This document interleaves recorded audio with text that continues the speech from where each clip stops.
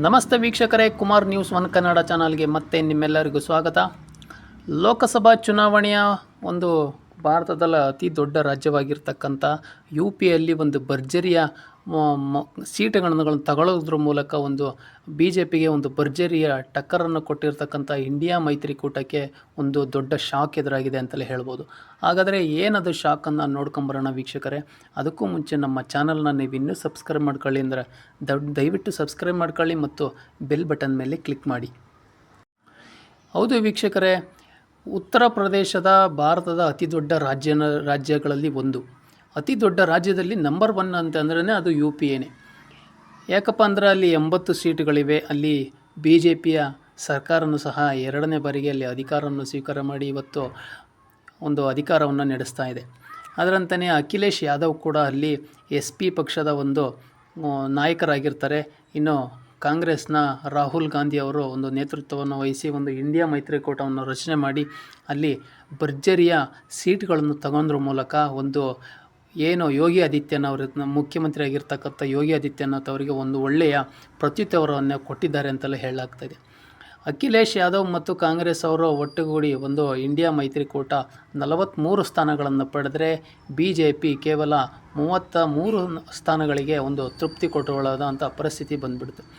ಅಲ್ಲಿ ಅತ್ಯಂತ ಹೆಚ್ಚು ಸೀಟುಗಳನ್ನು ತಗೊಂಡು ಬಿ ಜೆ ಪಿ ಒಂದು ಬಹುಮತದ ಸರ್ಕಾರವನ್ನು ರಚನೆ ಮಾಡಲಿಕ್ಕೆ ಒಂದು ನಾನಾ ಕಾರ್ಯತಂತ್ರ ಮಾಡಿದರೂ ಸಹ ಅದು ಯಶಸ್ಸುಗೂಡಲಿಲ್ಲ ಅಂತಂದು ಹೇಳಲಾಗ್ತಾಯಿದೆ. ಹಾಗಾದರೆ ಈ ಒಂದು 43 ಸೀಟುಗಳನ್ನು ತಗೊಂಡಂಥ ಕಾಂಗ್ರೆಸ್ ಪಕ್ಷಕ್ಕೆ ಈಗ ಮತ್ತೊಂದು ಆಘಾತ ಎದುರಾಗಿದೆ ವೀಕ್ಷಕರೇ. ಹಾಗಾದರೆ ಏನು ಆಘಾತ ಅಂತ ಹೇಳೋದಾದರೆ, ಮೊದಲಿಗೆ ಇಂಡಿಯಾ ಮೈತ್ರಿಕೂಟದ 6 ಸಂಸದರ ಪಟ್ಟಕ್ಕೆ ಈಗ ಕುತ್ತು ಬಂದಿದೆ ಅಂತಲೇ ಹೇಳಲಾಗ್ತಾಯಿದೆ. ಉತ್ತರ ಪ್ರದೇಶದ 80 ಕ್ಷೇತ್ರಗಳಲ್ಲಿ 43ರಲ್ಲಿ ಗೆಲುವನ್ನು ಸಾಧಿಸಿರುವ ಇಂಡಿಯಾ ಒಕ್ಕೂಟಕ್ಕೆ ಈಗ 6 ಸಂಸದರನ್ನು ಕಳೆದುಕೊಳ್ಳುವ ಭೀತಿ ಸಹ ಎದುರಾಗಿದೆ ಅಂತಲೇ ಹೇಳಲಾಗ್ತದೆ. ಎಸ್ ಪಿಯ 5 ಸಂಸದರು, ಕಾಂಗ್ರೆಸ್ನ 1 ಸಂಸದರ ವಿರುದ್ಧ ಕನಿಷ್ಠ 2 ವರ್ಷ ಜೈಲು ಶಿಕ್ಷೆ ವಿಧಿಸಬಹುದಾದ ಪ್ರಕರಣಗಳಿವೆ.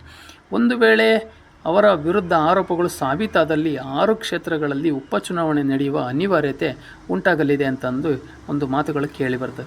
ಗಾಜಿಯಾಪುರದ ಸಂಸದ ಅಫ್ಜಲ್ ಅನ್ಸಾರಿ ವಿರುದ್ಧ ಈಗಾಗಲೇ ಗೂಂಡಾ ಕಾಯ್ದೆ ಅನ್ವಯ ಪ್ರಕರಣ ದಾಖಲಾಗಿದ್ದು ಈ 4 ವರ್ಷಗಳ ಜೈಲು ಶಿಕ್ಷೆಗೆ ಗುರಿಪಡಿಸಲಾಗಿದೆ ಅಂತಲೇ ಹೇಳಲಾಗ್ತಾಯಿದೆ.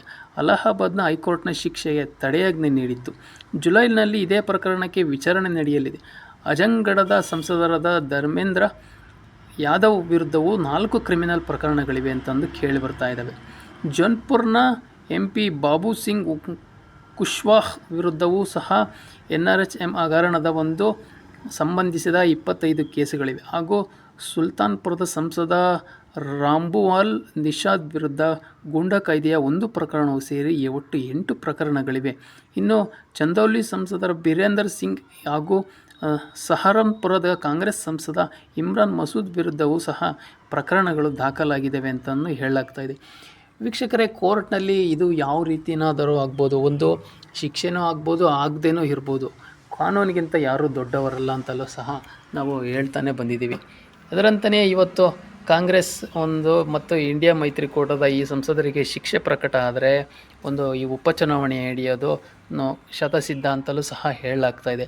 ಹಾಗಾದರೆ ಕೋರ್ಟ್ನಲ್ಲಿ ಏನು ತೀರ್ಮಾನ ಆಗುತ್ತೆ ಅನ್ನೋದು ನಾವೆಲ್ಲದನ್ನು ಕಾದು ನೋಡಬೇಕಾಗಿದೆ. ವೀಕ್ಷಕರೇ, ನಿಮ್ಮ ಅನಿಸಿಕೆ ಅಭಿಪ್ರಾಯಗಳನ್ನು ಕಮೆಂಟ್ ಮೂಲಕ ತಿಳಿಸಿ ಅಂತ ಹೇಳ್ತಾ, ನಮ್ಮ ಚಾನಲ್ನ ಇನ್ನೂ ಸಬ್ಸ್ಕ್ರೈಬ್ ಮಾಡ್ಕೊಂಡಿಲ್ಲ ಅಂದರೆ ದಯವಿಟ್ಟು ಸಬ್ಸ್ಕ್ರೈಬ್ ಮಾಡ್ಕೊಳ್ಳಿ ಮತ್ತು ಬೆಲ್ ಬಟನ್ ಮೇಲೆ ಕ್ಲಿಕ್ ಮಾಡಿ.